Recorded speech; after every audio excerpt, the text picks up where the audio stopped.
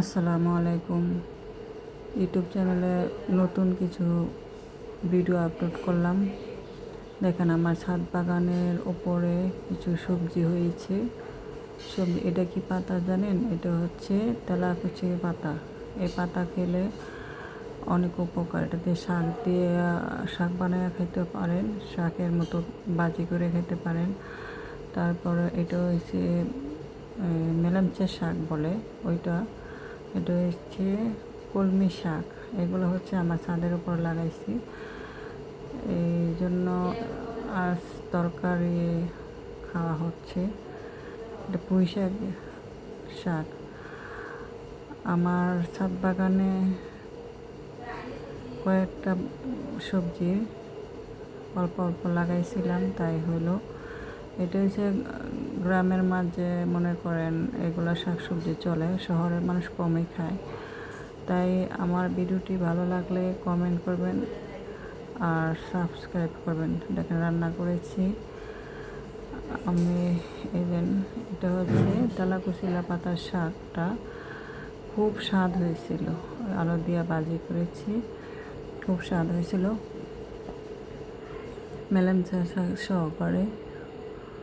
দেখতে যেমন সুন্দর, খাইতে এরকম সুন্দর হয়েছে।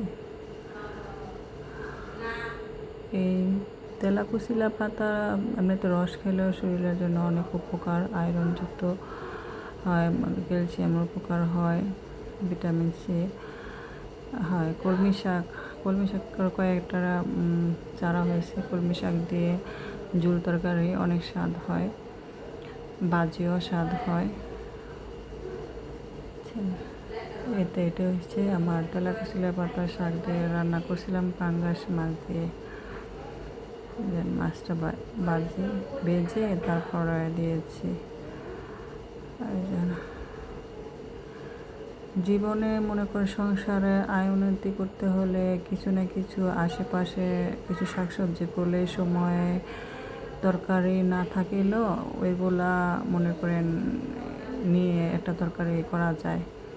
সবসময় তো বাজার থেকে সব সবজি কিনে আনলে ফরমালিন হতে পারে, অনেক কিছু হতে পারে। আর আশেপাশে দেখা গেছে কয়েকটা গাছ সবজি চারা লাগাইলে এগুলা দিয়ে একটা তরকারি বানানো যায়,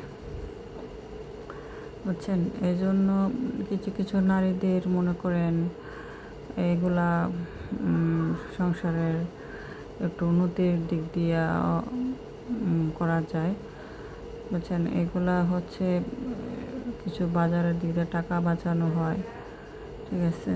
এই তো সবজির তো কেমন হয়েছে? ভালো থাকেন, আমার কমেন্টস করেন, ভালো থাকেন, সাবস্ক্রাইব করেন।